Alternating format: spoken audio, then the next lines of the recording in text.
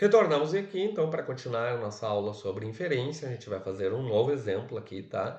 Desde o início, transposição de tudo que a gente conhece para as fórmulas e a partir daí tentar descobrir alguma coisa, certo? Então, como é que eu realizo a inferência? Represento tudo que eu sei por sentenças proposicionais, as minhas fórmulas, represento a nossa hipótese também por essa sentença proposicional e com as regras de inferência tentar descobrir os valores de cada proposição. Ok? Então, o que eu sei? Então, essas são as frases, né, que representam a minha base de conhecimento do que eu sei. Amanda foi passear na casa dos pais naquele dia e Bianca roubou a caixa. Joana não estava no local do crime ou Amanda foi passear na casa dos pais naquele dia. Joana estava no local do crime ou Maria não fugiu de casa naquele dia. Maria fugiu de casa naquele dia. Então, isso é o que representa o que eu sei. Então, eu vou ter que passar tudo isso para a minha lógica proposicional. Então, vamos lá. Amanda foi passear na casa dos pais naquele dia e Bianca roubou o caixa. Então, eu tenho aqui duas proposições e um conectivo e. Então, a minha primeira proposição é Amanda foi passear na casa dos pais naquele dia, que eu vou chamar de A. A segunda, Bianca roubou o caixa, eu vou chamar de B. Então, como eu tenho o conectivo e, vira A em de B. Perfeito? Segunda fórmula. Joana não estava no local do crime ou Amanda foi passear na casa dos pais naquele dia.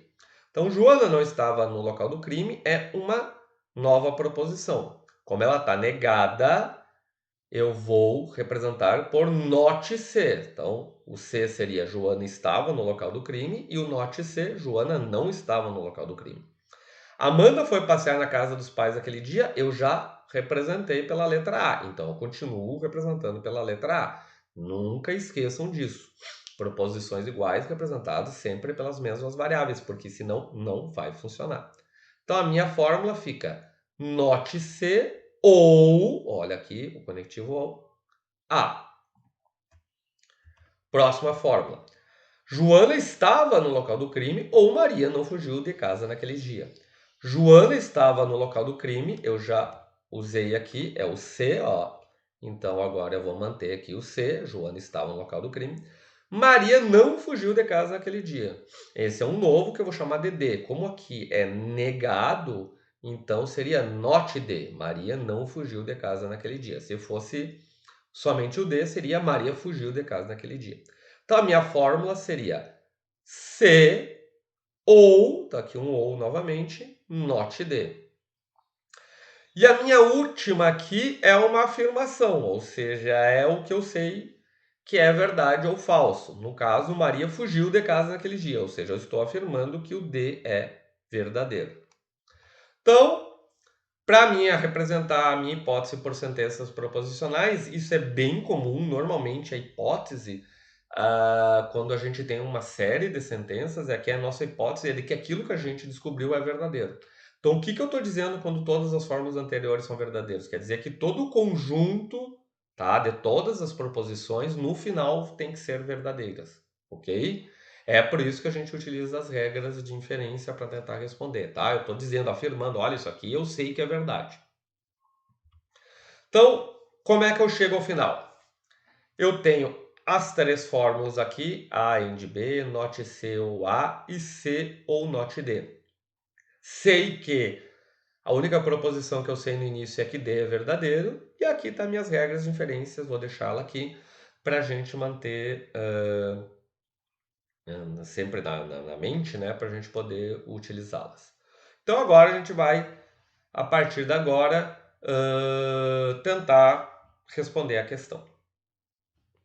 Então aqui, revendo as fórmulas, sabendo que D é igual a verdadeiro, eu vou ter que olhar nas fórmulas e ver qual fórmula tem o D.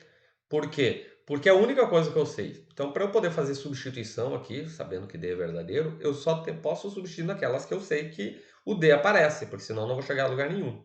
Então, é a fórmula 3. Então, o que eu sei? Fórmula 3 me diz C ou not D.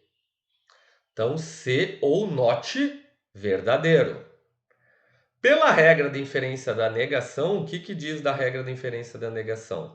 Se uma proposição é verdadeira, a negação dela é falsa. Então, se ou not verdadeiro fica se ou falso, ok? Bom, agora é que vem o pulo do gato. A regra da inferência da disjunção e a hipótese. Eu vou ter que analisar as duas juntas. O que é a minha hipótese? Eu falei isso para vocês antes. A minha hipótese é que tudo isso aqui seja verdadeiro. Então, a minha hipótese diz o seguinte, que essa fórmula completa precisa ser verdadeira, ok? Então, eu sei que o C ou o F tem que ser verdadeiro. O que me diz a regra de inferência da disjunção, que é essa aqui? Que se for verdadeiro, pelo menos um deles tem que ser verdadeiro, ok? Eu não sei qual, mas eu sei que um deles tem que ser verdadeiro. Bom, aí eu olho para isso aqui e vejo o quê? Olha aqui. Então eu sei que tudo isso aqui tem que ser verdadeiro. Essa é a minha hipótese. Mas eu sei que a segunda parte aqui é falsa. O que isso me diz sobre C? Que obrigatoriamente ele tem que ser verdadeiro. Porque se o C for falso, eu vou ter falso ou falso. E falso ou falso vai dar falso. E eu não posso acontecer isso. A minha hipótese é que tudo isso seja verdadeiro. Então, o C obrigatoriamente tem que ser verdadeiro para que quando eu faça a substituição aqui, eu tenha essa seguinte condição aqui, a minha fórmula. V ou F, que vai dar verdadeiro. Se eu colocar o F aqui, vai ser F ou F. F ou F é falso e não funciona. Eu preciso que a fórmula, todo esse pedaço aqui, seja verdadeiro. Então, a única situação possível é que C seja verdadeiro. Certo? Então, é isso que eu descobri a partir da fórmula 3. Então, tá ali, C é verdadeiro.